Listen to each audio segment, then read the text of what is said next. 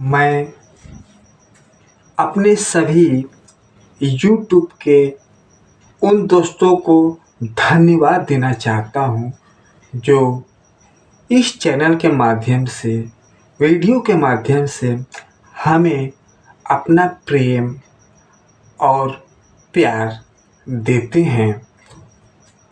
आज एक बहुत ही सुंदर कहानी आप लोगों को इसी बात पे हम सुनाते हैं। एक बार गांव होता है ना, गांव में ना छोटे छोटे तालाब साइज के पोखरी होती है, उसको पोखरी बोलते हैं, तालाब भी बोलते हैं। तो हुआ क्या कि एक बार समुद्र में इतनी तेज उफान उठी कि उस उफान में कितने ही मछली समुद्र से निकलकर उस पोखरी तालाब में चली गई। उसके बाद जब तूफान शांत हुआ तो जो पोखरी थी, तालाब थी, उसमें पहले से मछलियां रहती थी। तो जब पहले से मछलियां रहती थी तो भाई उसमें पहले से काफ़ी मछलियां थी, और जो समुद्र में मछलियां थी तो समुद्र की मछलियां पोखरी में पहुंच गई। तो जाहिर सी बात है कि जहाँ 10 आदमी हैं और फिर 10 आदमी कहीं से आ गए तो आपस में लोगों का क्या होता है, दोस्ताना हो जाता है। तो जो समुद्र की मछली थी, उस समुद्र की मछली से वो जो पोखरी की मछली थी, तो आपस में दो मछलियों का दोस्ताना हो गया, बातचीत होने लगी, हालचाल होने लगा। तो पोखरी की जो मछली थी वो समुद्र की मछली से पूछती है, क्या देखिए मेरी पोखरी कितनी बड़ी है, इतना बड़ा है, मैं यहाँ से वहाँ घूमती हूँ, इसमें घास है, शैवाल हैं, कीट पतंगे हैं, गंदगी है, ये मैं खाती हूँ, बड़े चैन से, बड़े आनंद से रहती हूँ। समुद्र की मछली सुन रही है तो वो पोखरी की मछली उससे पूछती है, मेरा पोखरी कितना अच्छा है, सब कुछ यहाँ पे है, और कितना बड़ा है, ये देखो, घूम के देख लो, तुम्हारा समुद्र कैसा है।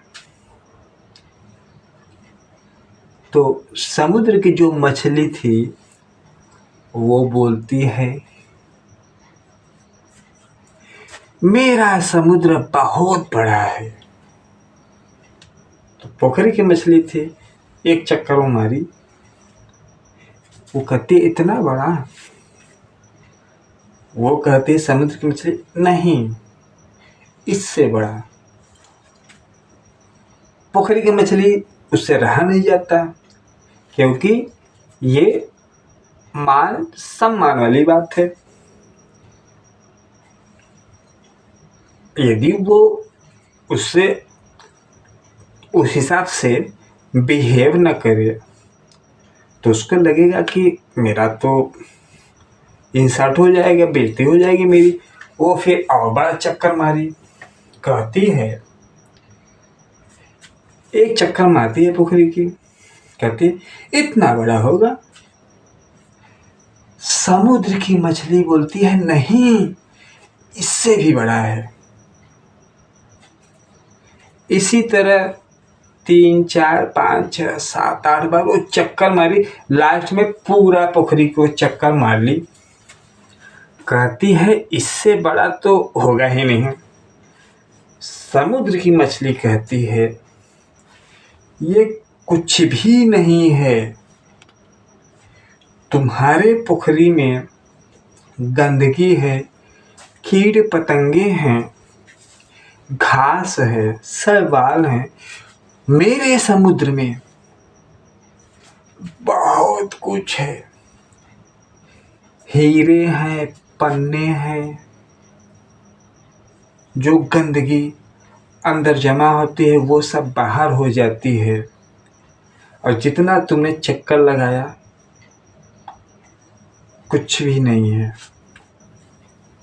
पोखरी की मछली जो है कहती ऐसा हो नहीं सकता, ऐसा नहीं हो सकता, मेरी पोखरी तालाब से बड़ा कुछ नहीं है, क्योंकि उसका पूरा जीवन उस पोखरी उस गंदगी में ही बीता। वो क्या जानेगी समुद्र की महानता।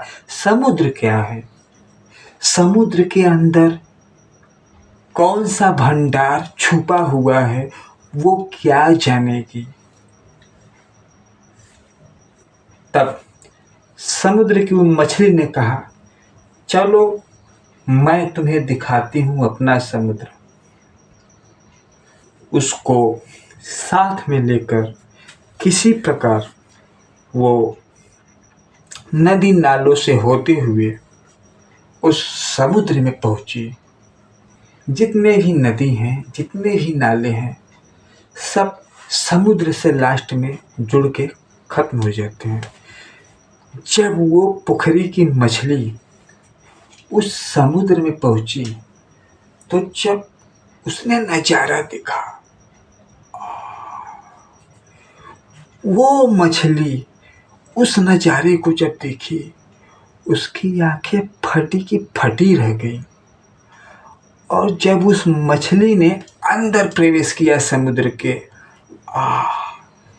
क्या जीव, क्या जंतु, अंदर इतना खजाना, वो देखकर हार मान गए। दोस्तों, यही आज इस समय संसार में हो रहा है। हम अपने बुद्धि, विवेक, ज्ञान के मद में इतने चूर हैं कि हम किसी की सुनने वाले नहीं हैं। हमें जो पता है हम सोचते हैं बस यही है, इतना ज्ञान है। कितने कितने दिन रात क्या क्या बात कर रहे हैं, कोई ज्ञान नहीं है उनको। उन्हें प्रभु की महानता, प्रभु का अनुभव कुछ नहीं पता, केवल बात कर रहे हैं। कौन? पोखरी वाली बात है। समुद्र, ज्ञान क्या है? ज्ञान वो समुद्र है, वो समुद्र। पोखरी के पानी में जो पानी होता है पोखरी का, उसको आप जीभ में नहीं रख सकते, जीभ में गंदा होता है। अब पहले नहीं, अब मगर समुद्र के पानी को आप जीभ में रख सकते हैं। वो गंदा नहीं है, हाँ वो खारा पानी है, बस फर्क इतना है। तो कहने का क्या मतलब है, हमें कुछ सीखना है, कुछ समझना है, अपने अंदर कोई चीज़ विशेष ग्रहण करना है, तो हमें दूसरे की बात को प्रेम से, ध्यान से सुनना चाहिए, न कि अपने ही तर्क को आगे कर देना चाहिए। कुछ सीखना है तो हमें अपने आप को समर्पित कर देना है कि हाँ ऐसा हो सकता है, जो सही बात है उसके लिए।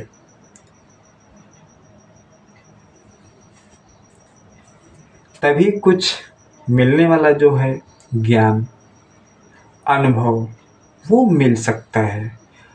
यदि हम अपने ही तर्क को रखेंगे सामने, तो जो मिलने वाला है वो भी, उससे भी हम वंचित हो जाएंगे। जैसा कि कुछ लोग आज ऐसा कर रहे हैं, उनको न कोई ज्ञान है, न कोई अनुभव है, केवल उनकी मुंह चल रही है, मुंह।